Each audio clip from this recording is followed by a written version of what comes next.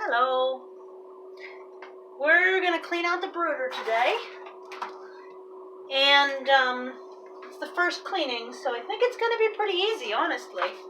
I brought a hamper because really it's just that shirt that's gotta go. Everything else underneath is ready. And there's a kitten playing with my hand right now.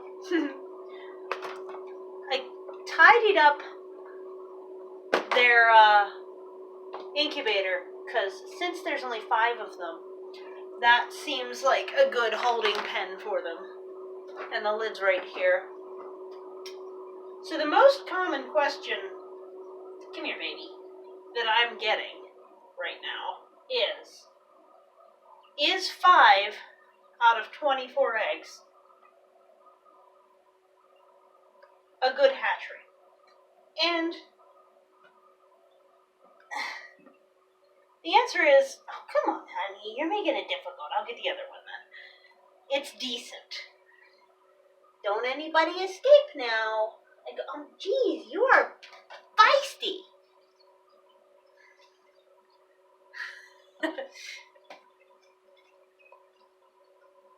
It's a bucket of babies. You can also use a cat carrier, a box, any sort of thing really that they can't fit through the holes on to contain them while cleaning up. But for so long as they're at least this small, I'm planning to use their little incubator here for this. And I've put in a paper towel because that'll make it not a messy incubator then. And I think they're comfortable enough with this space. They were born here after all. So, yeah, so let's talk about hatch rates and what I know about hatch rates, because of course this is my first time and I've done a ton of research, but I'm still not an experienced person. Wouldn't be one of my videos if I didn't forget something. I need to grab the trash can. And the kitten might come in, but that's okay. The peeps are inside the box. The kitten decided to leave. That's just as well. Alright. So, what I know about hatch rates is that with mailed eggs, you expect about a 50% hatch rate. So let's talk about why I got 5 out of 24, because that's a lot less than 50%. So the first factor that impacted my outcomes was ordering during COVID-19. The mail system is a little bit broken down right now. I'm sure you've experienced things taking a lot longer to come in the mail. So instead of taking 2 days, I think they took 4 or 5 days to get here. And that's definitely not ideal. We're going to wash out their water dishes while they're not in there too. So my sink's probably a mess. Yep, kitty footprints on it and everything, but all I've been doing is just rinsing them real good, placing them, and then pouring more water over it once they're in, because I started trying pouring it in while it's out, and I spill at least half of the water in the process of that.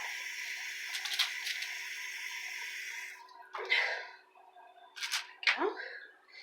Put you back down here.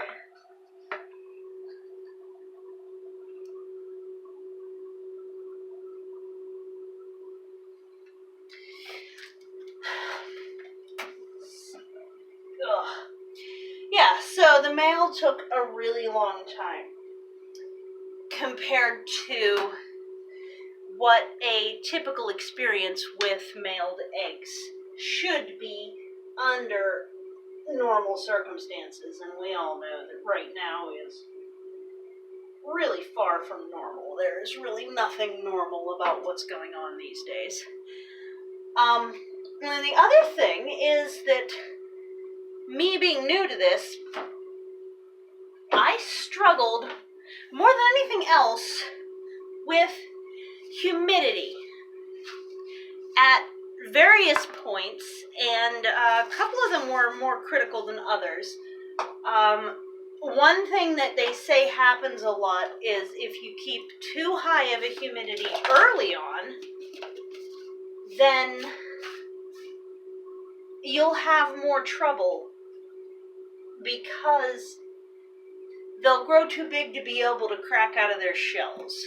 Alright, that is temperature and humidity, water, food. Time to get the babies back out again. I'm gonna, how are we doing this, Bobs? Without melting plastic, yeah? Oh, you're the feistiest, so you're going first. Okay. Hi, I'm a chick. The three yellow ones, I can't tell them apart at all, because they were the last three to hatch. It's really funny that the browner ones all hatched first. You okay? Yeah, you're fine. I did kind of half drop you, but you were like within an inch of the floor. Okay. There's another chick. Say hi, I'm a chick. Alright. So, yep. So with the humidity trouble that I had, it was a big learning experience for me. Something I didn't discover until I was in lockdown. Whoops, I bumped the camera. Is that so I knew that there were these two holes, but what I should have been doing is using this hole to fill this smaller reservoir while they were incubating, and then filling them both later on whenever they were ready to be in lockdown. And I didn't do that. That was something I didn't even know to think about. I didn't realize that there were these chambers.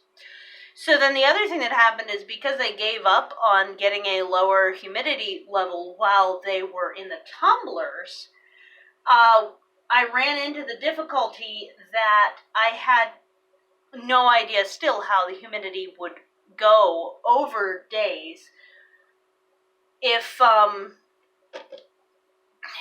was just using the whole bottom tray. So the other thing that happened is towards the end of lockdown, I actually dried out and didn't know it. And that happened then. I put them back in for another 3 days afterwards. I did not get any more. The only one there was one that pipped and quit, which means poked a beak through the shell and then gave up and did not make it out of the shell. And that was just one, though. Out of everything, that was just one egg. So the question of why did it not end up with a higher hatch rate, I think I have a pretty good idea. It's the combination of the male taking a really long time compared to what would be expected for mailed eggs due to COVID-19 slowing everything down and making things difficult. And the other half of it being that I really screwed up on humidity a couple of different ways during their incubation. So all that considered, I am absolutely ecstatic to have any chicks at all. I'm going to actually set this somewhere that isn't in the middle of everything, and then we're going to peek inside so you can watch the peeps. Let's see. Let's get you a good view, maybe. I don't know. Can you see them? You're faced the wrong way. I can't tell if you can see them. Whoops, sorry about that. Yeah, there we go. It's peep cam. They do not, oops, I'm sorry, I'm struggling here. they really don't care to be on the food side of the things right now. But yeah, this little ceramic light is working really well. Having it hang and be on, sorry, I'm about to show you sideways, but that wouldn't be great. Having it be on that little adjustable clip thing so that I can make it higher or lower as needed is going great. They're getting a lot of food. They're drinking a lot of water. And the bedding that they're on right now is just Fresh News cat litter because I have cats and that was what was convenient for me. They're only going to be in here in total a couple of weeks, the peeps are. I think that's right. Maybe a little longer. I'll have to double check that fact. Month and a half tops is the most I've heard. But I think they're getting a little chilly with the lid off and their lamp higher because, as you can see, when the lid is up, their lamp is farther away, so that's probably why they're huddled together like that. So, and this is also doing really well in, I'm actually deciding to desensitize them to the introduction of the kitten right away. And that's about how this goes. And the chicks do not give a single flying fluff. They really don't care that there's a kitty cat staring at them. Do they? So that's kind of perfect. The kitten's going to be staring at them through the window all the time, and they're probably going to have predators trying to spook them out out around their brooder. I've predator-proofed it pretty well. It's almost done. Not brooder, hutch. That's the word. So with that, with this desensitization of having predators around, I think it'll help them not be as stressed once reality kicks in, and hopefully my hutch will be just as bomb-proof as I'm trying to make it, and my goal is to have it be. So I hope you enjoyed this little peek at the first time of cleaning up their little brooder, and the kitten is loving it. Kitten doesn't try anything, they just stare very intently. Don't you? And then Randall likes to sit on the floor and watch them. Don't you, bub? You want to come in?